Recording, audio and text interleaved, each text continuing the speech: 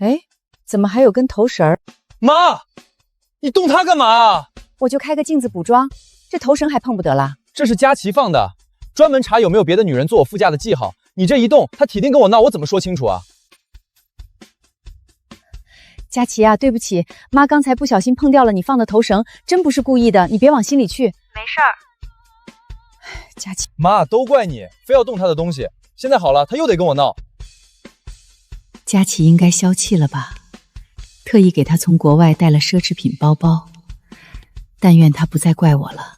姚雨池，你给我看看，这纸上写的是什么？妈，你别往心里去。我跟佳琪刚结婚，她占有绿墙，贴张纸玩玩。以后你注意点边界感，不坐副驾就完事儿了。边界感是吧？你说的对，亲母子也得有边界感。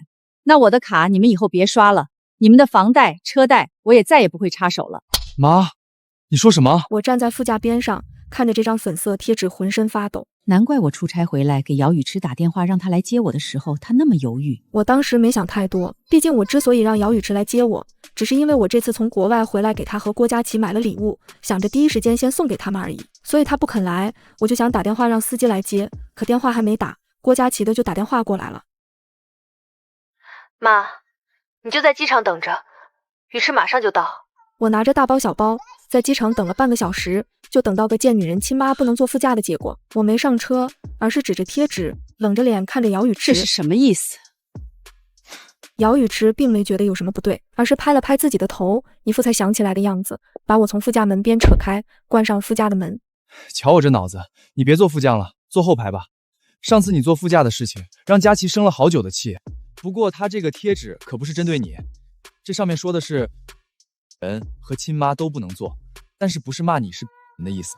我这才发现，见女人和亲妈之间还有一个像芝麻那么大的盒子。不过我也不傻，自然明白郭佳琪这是故意的。姚雨池见我不上车，直接把我连拉带拽的推到后座。这是接客位，老在这站着，人家要骂你的，你不能老做这种让人家不开心的事情。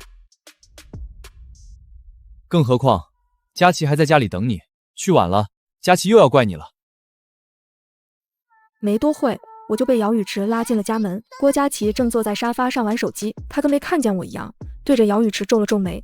去机场20分钟，算你等位置排队10分钟，这满打满算应该也才50分钟，你为什么花了1个多小时？姚雨池看了看手表，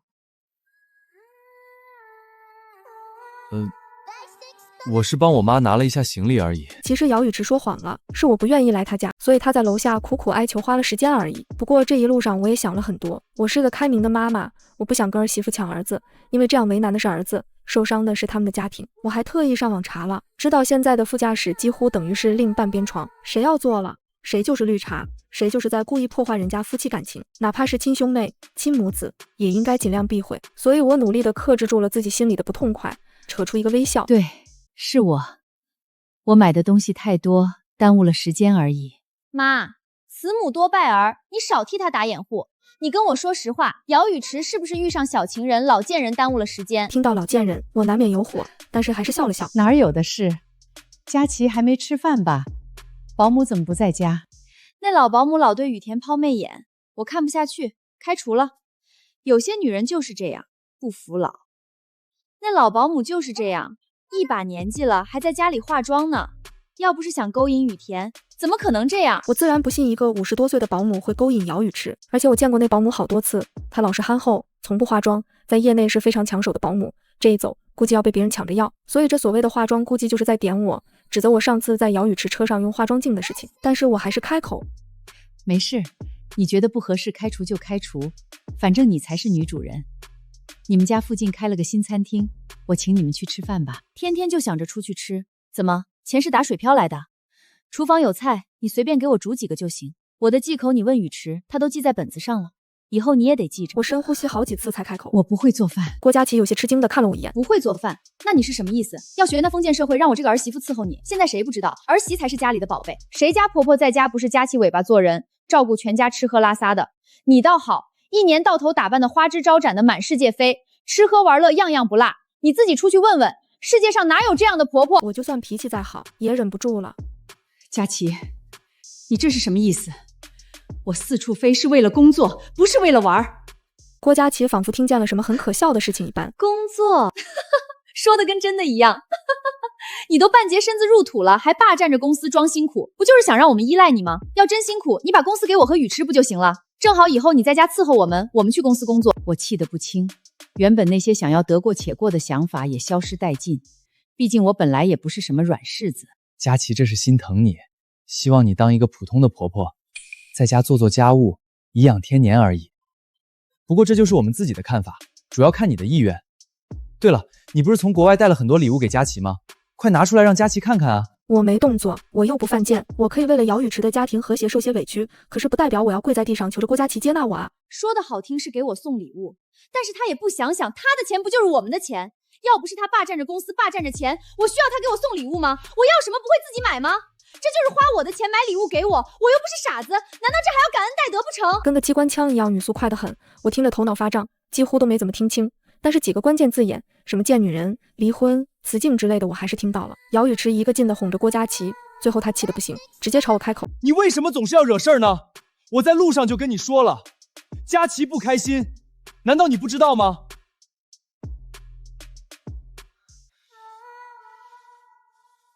还不快给佳琪道歉！我错哪里了？我给你们赚钱，让你们啃老错了？为你们买礼物错了？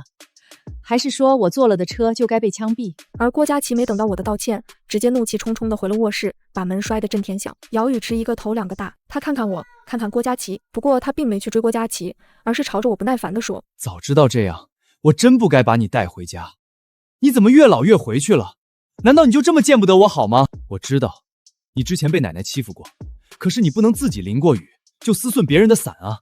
他没理会我，脸都气黑了，一言一语的直接把我推着出了门。等我反应过来，我已经光着脚站在了楼道了。我当即就想进门，可想到所谓的边界感，我还是没按密码，而是选择了敲门。敲了好几下，门没开，但是郭佳琪的声音却传了出来。这就是你的好妈妈吗？怪不得人家说单亲家庭不能嫁，她这么多年没结婚，早就心理变态了。估计在她心里，早都把你当成你爹的替身了。当初去选婚纱，我问她哪件好看，她惜字如金，说哪件都好妈妈呢。现在还觉得是那种不好、故意不差孩子家庭的好妈妈有几场？还有就是故意的，故意是做事不丝丝奸称，呸，故意用化妆镜，刻意来跟我宣战来的。你既然还在这里和稀泥，难道你要当个妈宝男和他过一辈子吗？我气得浑身发抖。这门的隔音很好，我在门外能听得这么清楚，只能说明郭佳琪是站在门口，特意朝着外面大喊的。他就是故意想让我听见的，和我想的一样。下一秒，郭佳琪就大喊：在门口怎么了？听见怎么了？我就是要让他听见，我就是看不惯他那老贱人的模样。我们明摆着要他滚了，他还在门口不肯走，还在那里敲门，这算什么？难道今天晚上还想住在我家吗？郭佳琪越说越难听，我再也忍不住，直接按了指纹想要进去，可是不管我怎么按，锁都没开，而是一直显示请重按手指。郭佳琪可能是喊累了，直接打开了电子门铃。你以为我会允许别的女人有我家的指纹和密码吗？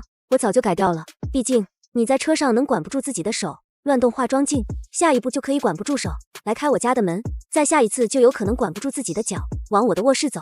我告诉你，这是我家，给你5分钟时间滚出去，不然的话我就报警了。姚雨池也在一旁劝我：妈，你先回去吧，这件事情真的是你的错了，我们本来是要开门的，可是你竟然自己按指纹，这真的太没边界感了，你赶紧走吧。我知道郭佳琪说的报警不是开玩笑的，所以就算再生气，也只能忍着怒气下楼，站在冰冷的地下车库给司机打电话，让司机把饿着肚子光着脚的我送回家。坐上车之后，我并不觉得愤怒，只觉得十分的心寒。我自认为是个很好的婆婆，姚雨池看上了门不当户不对的郭佳琪，我选择尊重祝福，出钱给两人举办了盛大的婚礼。为了不让两人觉得被管着，我特意给两人买了房子，除非两人邀请，我从未不请自来过。姚雨池和郭佳琪两人懒惰，不愿意来公司上班，我也只是想着自己年轻，还能再干几年，所以坚持着继续工作。就像是姚雨池说的，我年轻时候被婆婆欺负过几次，所以我想着不会让郭佳琪重蹈我的覆辙，连重话都没跟郭佳琪说过一句。郭佳琪之前也挽着我的胳膊，说我是世界上最好的婆婆，可这一切仅仅是因为我坐了姚雨池的副驾，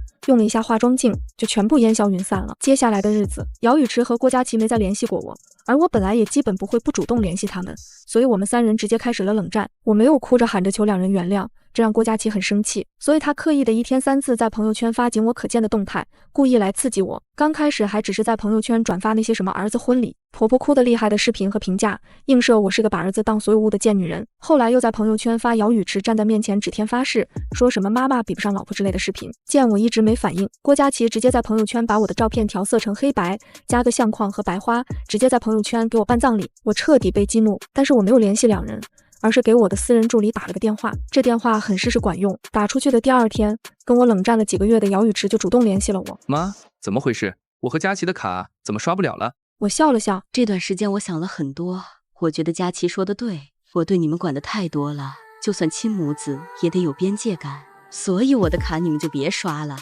你们的房贷车贷我也不插手了。我笑了笑，这段时间我想了很多，我觉得佳琪说的对，我对你们管的太多了，就算亲母子也得有边界感，所以我的卡你们就别刷了，你们的房贷车贷我也不插手了。我说的十分轻巧，没有带一丝的怒气。可是姚雨池毕竟是我生下来养了快30年的儿子，他当然知道我越是激动，事情就越不大，我越是冷静，就说明我是真的生气了。所以姚雨池的语气好了不少。妈，你开什么玩笑呢？我知道这段时间我们没联系你，所以你生气了。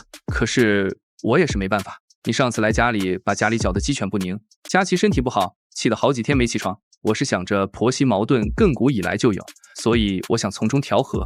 为了让佳琪知道自己错在哪里，我故意没联系你，在家里哄她呢。我嗯了一声，打断了姚雨池的话。没事，我没生气，你们本来就没说错什么。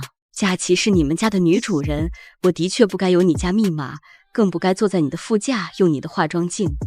但是千不该万不该，最不该的就是给你们钱，毕竟给你们钱，你们就会有低我一等。我感觉为了平等，我只能停卡了。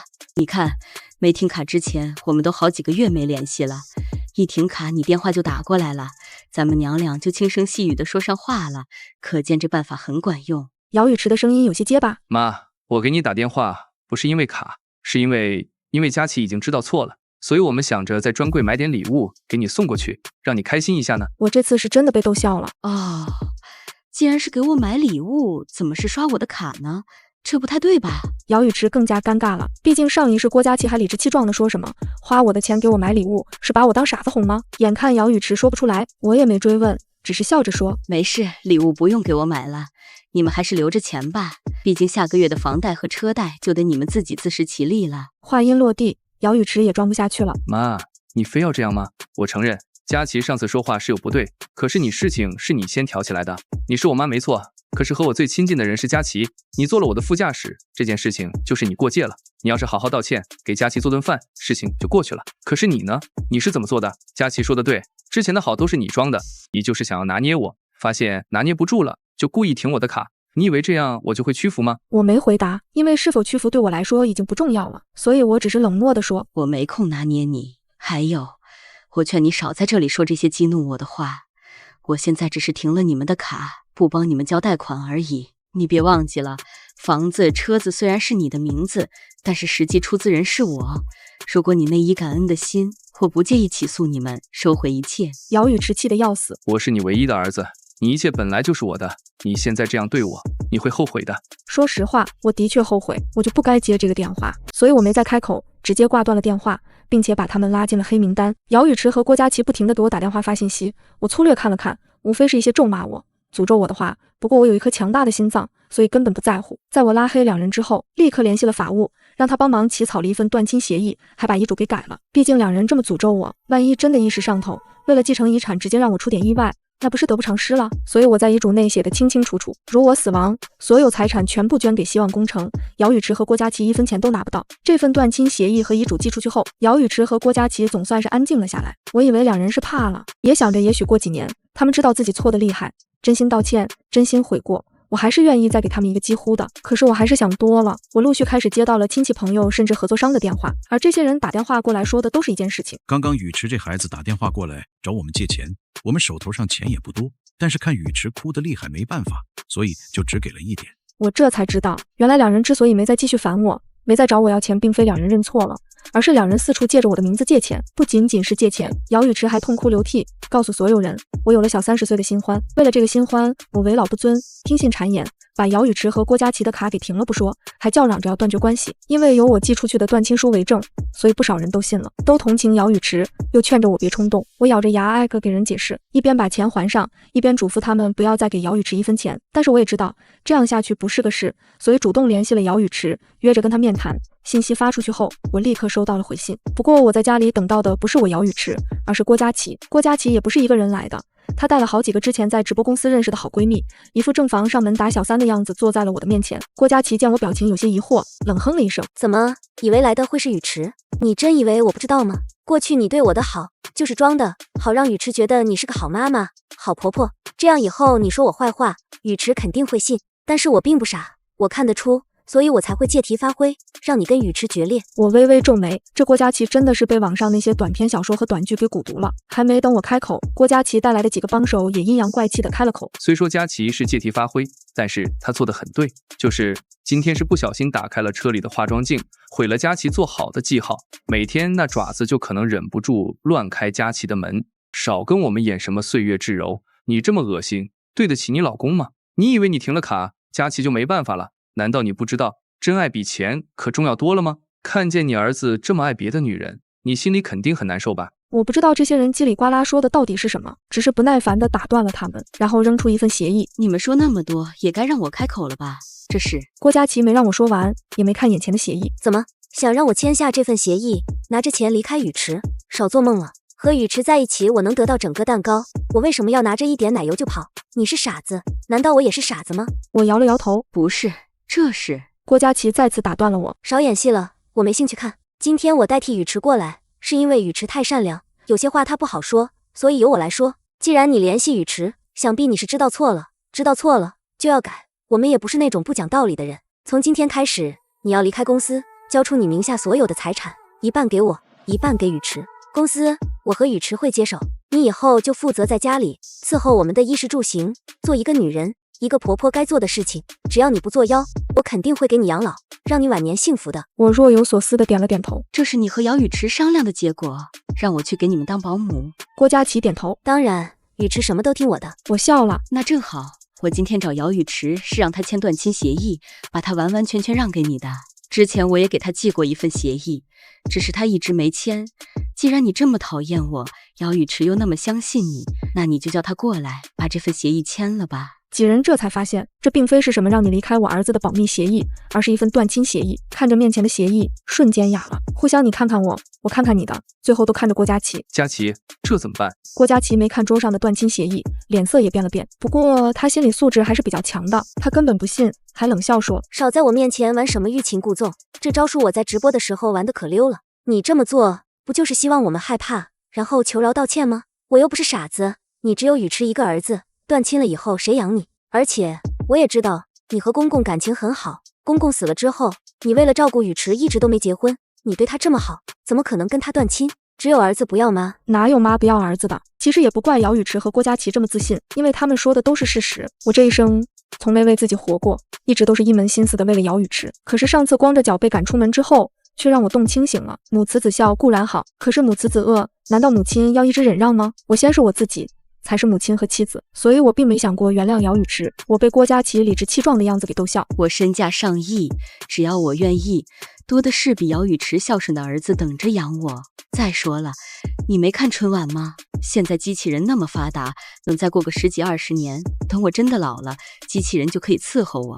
机器人可不会介意我做什么副驾驶，化不化妆。眼看我没打算低头，郭佳琪和我不欢而散，我也没有犹豫，给所有的亲戚朋友发了信息，还在朋友圈发了通知公告，甚至还特意登报说明，彻底让两人占不了我的便宜。不过很快我就发现了不对，不管我走到哪里，都有人用异样的眼神看着我，我只觉得奇怪，却没多想。直到有一天，新进公司的实习生小月没忍住：董事长，你看看这个吧。我接过小月的手机看了看，是个直播间，是姚雨池和郭佳琪的直播间。几个月不见，两人憔悴了不少，没了之前靠我养的滋润模样，整个人瘦了不少不说，年龄也仿佛大了10几岁一般。不过更让我震惊的是两人在直播间说的话。有些人可能认识我，肯定很好奇，我妈身价上亿，我怎么会在一个地下室住着，这么惨兮兮的直播？说了，你们可能不信，我活了20多年，住在这里，让我最安心的地方。自从我爸去世后，我妈就跟变了个人一样，小到我的穿衣打扮，大到我的交友选择，她全部都要管。在我结婚后，她更是一次一次不厌其烦地问我，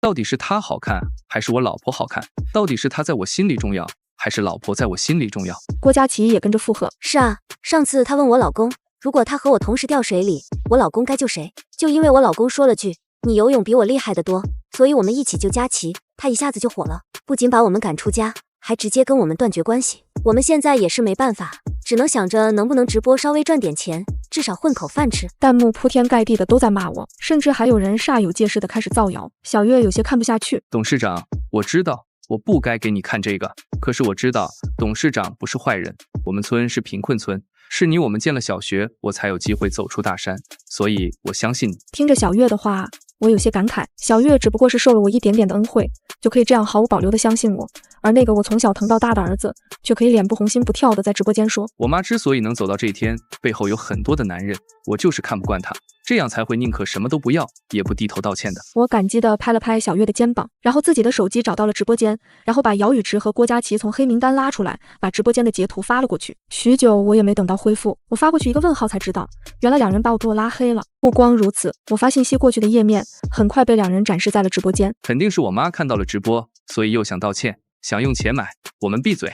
如果是之前，我可能会真的答应，但是现在我真的不想大家再被他骗了，他真的不是好人，更不是什么良心企业家。劝那些年轻帅气的实习生别去，毕竟被我妈逼疯的帅哥不在少数。这话说出来，弹幕也开始变得不堪入目了起来。不光如此，在热心网友一个一个礼物的怂恿下，姚雨池和郭佳琪直接公布了我的邮箱和社交账号，我也体验了一把网上所说的网暴。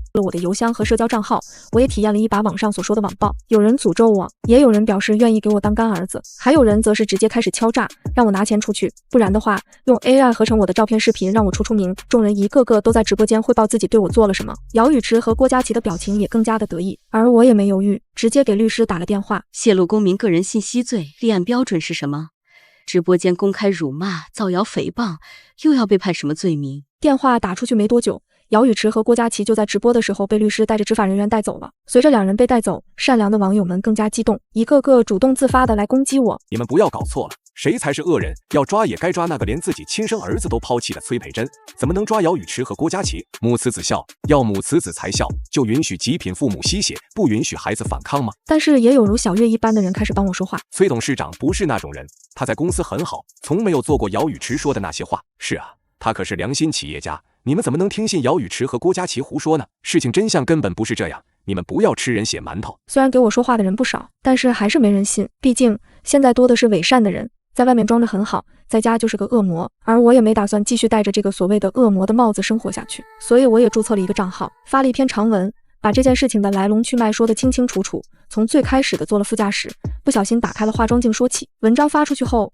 相信的人很少，都觉得匪夷所思。不过好在我还有其他的证据，比如说我找了姚雨池小区的物业，找出了我被光着脚赶出家门的监控，因为那是高级小区，所以监控还有声音，把郭佳琪骂我的声音录了个清清楚楚。又比如说我把两人发信息诅咒我的截图发了出去，让大家看到了我是怎么被单方面的诅咒的。再比如说我找出了郭佳琪带着好友团让我做保姆的监控，有了这些监控，一切也算是真相大白了。网上骂我的声音很快就没了，大家明白自己是被姚雨池和郭佳琪骗了，所以怎么骂我的又全部变本加厉的开始骂他们。不过姚雨池和郭佳琪根本不知道，毕竟两人已经因为违法被抓了起来。其实造谣也好，泄露信息也罢，都不是什么大罪过。可是郭佳琪为了让自己减罪，竟然的把两人计划在国外买凶绑架我的事情说了出来，这下小罪直接变成了大罪。在判刑前，我特意去看了姚雨池，他已经没了之前理直气壮的样子。是他说你还年轻，万一你重新生个孩子，我就完了，所以我才会被他说服买凶的。反正你也没受到伤害，而且